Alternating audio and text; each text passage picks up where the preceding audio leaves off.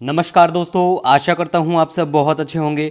देखिए, आज हम डिस्कस करेंगे 23 अगस्त का द हिंदू न्यूज़पेपर और पीआईबी का इम्पोर्टेंट करंट अफेयर्स।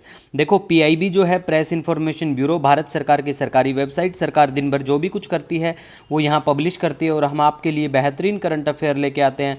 और मैं इतना आपको बोलता हूँ कि भैया मेरे पढ़ाई हुई से अगर पेपर में ना आए ना तो अनसब्सक्राइब कर देना, ठीक है। ठीक है गाइज।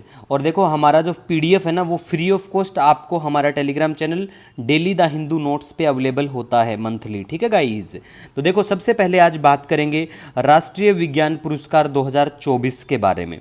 देखो, 33 पुरस्कार प्रदान किए गए हैं, लेकिन सबसे इम्पोर्टेंट बात है कि 4 श्रेणियों में, जिसमें विज्ञान रत्न, विज्ञान श्री, विज्ञान युवा और विज्ञान टीम शामिल हैं। तो देखो, आपको विज्ञान रत्न और विज्ञान टीम का बिल्कुल पता होना चाहिए। 200% पूछे जाने की संभावना है पूरी पूरी, ठीक है।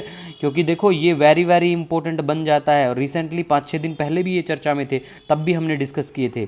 तो विज्ञान रत्न पुरस्कार किसको दिया जाता है? प्रोफेसर गोविंद राजन पद्मनाभन, ठीक है। ये नाम आपको बिल्कुल ध्यान में रखना है। दूसरी बात, विज्ञान टीम पुरस्कार जो है चंद्रयान 3 की टीम को दिया गया।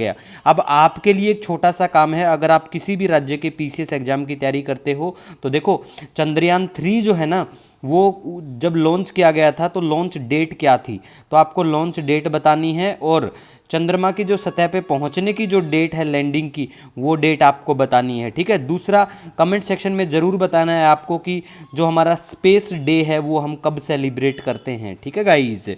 नेक्स्ट हम बात करेंगे कोडाई कनाल और शोर वेधशाला के बारे में। देखो, ये बिल्कुल तमिलनाडु के यहाँ पे है और यहाँ आपको पलानी पहाड़ियाँ दिखाई देंगी, ठीक है। मतलब ये जो शोर वेधशाला है ना, ये पलानी पहाड़ियों के दक्षिण सिरे पर स्थित है और भारतीय खगोल भौतिकी संस्थान के द्वारा संचालित है ये कोडाई कनाल सौर वेधशाला, तो आपको पता होना चाहिए। नेक्स्ट हम बात करेंगे डम्बुर बांध के बारे में। देखो, डम्बुर बांध के बारे में बात करें तो ये चर्चा में क्यों है? पहली बात तो देखो, ये त्रिपुरा में पड़ता है, जगह आपको ध्यान रखनी है।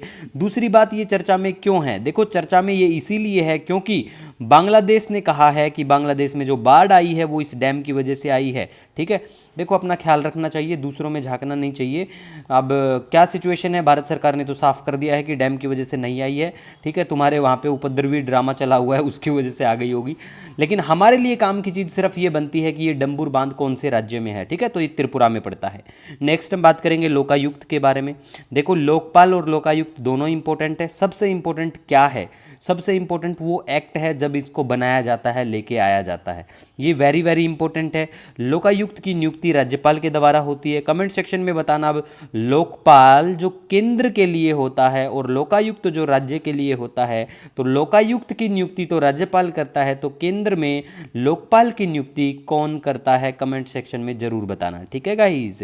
अब देखो, भारतीय संसदीय लोकपाल है, ठीक है, ओम्बुड्समैन। भ्रष्टाचार विरोधी प्राधिकरण भी है, बिल्कुल ये बिल्कुल है। वैधानिक निकाय 1971 में महाराष्ट्र लोकायुक्त की स्थापना करने वाला पहला राज्य बना था, ठीक है। तो ये आपको ध्यान रखना है कि ये क्या है। पहली बात, ये स्टैट्यूटरी बॉडी है, ये ध्यान रखो आप, ठीक है गाइज। अब देखो, भारत में लोकायुक्त और लोकपाल नाम 1963 में डॉक्टर LM सिंघवी ने दिया था, तो ये भी याद रखो, वेरी वेरी इंपॉर्टेंट। और लोकपाल की जो अवधारणा है 1809 में स्वीडन में उत्पन्न हुई थी, तो इसका एक्ट बहुत इंपॉर्टेंट बन जाता है, ये आपको ध्यान में रखना है, ठीक है गाइज। नेक्स्ट अब हम बात करेंगे राष्ट्रीय आपदा प्रबंधन प्राधिकरण। यूपीएससी 2-3 बार मेंस में बिल्कुल इसके ऊपर क्वेश्चन पूछा जा चुका है। एनडीएमए की जो गाइडलाइन है वेरी वेरी इंपॉर्टेंट बनती हैं। कटआउट शेयर कर देंगे आपके से, ठीक है, टेलीग्राम पे देख लेना। लेकिन बेसिक चीज़ें आपको पता होना चाहिए कि ये गृह मंत्रालय के अंतर्गत आता है। अध्यक्ष इसके प्रधानमंत्री साहब होते हैं और ये 2006 में बनता है, 2005 का जो एक्ट है उसके तहत, ठीक है, ध्यान रखना है। उसके बाद बात करेंगे हम लेकेम्बी, ठीक है। ये क्या है? ये दवा है। किसकी दवा है? अल्जाइमर की दवा है। अल्जाइमर क्या होता है? मस्तिष्क का विकार, ठीक है। ब्रेन में बीमारी, ब्रेन डिसऑर्डर्स बोल सकते हो आप इसको, ठीक है। तो ये आपको ध्यान में रखना है गाइस, ठीक है।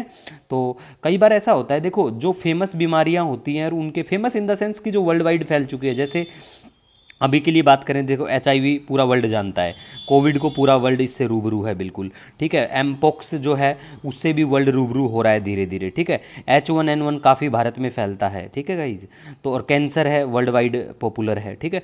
तो ऐसी जो बीमारियां हैं उनकी जो दवाई है इंटरनेशनल लेवल पे जब वो फेमस होती है, आती है, उसको प्रमाणिकता मिलती है, WHO उसको बोलता है कि हाँ भाई इसको यूज कर सकते हैं ऐसा, तो वो इंपॉर्टेंट बन जाती है और एग्जाम में कई बार मैच ऑफ द फॉलोइंग में पूछ लेते हैं, ठीक है। इसीलिए मैं यहाँ पे स्पेशल आपके लिए डिस्कस कर देते हैं। तो दूसरा, आज प्लेस इन न्यूज़ के बारे में बात करें तो देखो प्लेस इन न्यूज़ की बात करें तो चर्चा में है ताइवान स्टेट। देखो ताइवान स्टेट के बारे में गाइज बात करें तो ये बिल्कुल ये है प्यारा भारत हमारा, और यहाँ से हम जा रहे हैं ताइवान की तरफ, ये है ताइवान, और ये जो एरिया है ये इसे कहते हैं ताइवान स्ट्रेट, ठीक है गाइज। और देखो मैप की टेंशन बिल्कुल भी मत लो, हम आपको बिल्कुल कवर करवाते रहते हैं, जो पेपर में आएगा गारंटी 100% बोलता हूँ, हमारे कराए हुए से पेपर में मैप गारंटी से आ जाएगा। मोस्टली मैं करंट अफेयर के लिए भी आपको बोलता हूँ कि मेरे पढ़ाए हुए से ना आए तो अनसब्सक्राइब कर देना, क्योंकि for last 4 years I am teaching current affairs. दूसरी बात यह है, आप कोई भी राज्य का PCS एग्जाम देखना और हमारा करंट अफेयर देखना, मजा ना आए तो बोलना, ठीक है। इसी के साथ मिलेंगे नए दिन के साथ, तब तक के लिए जय हिंद।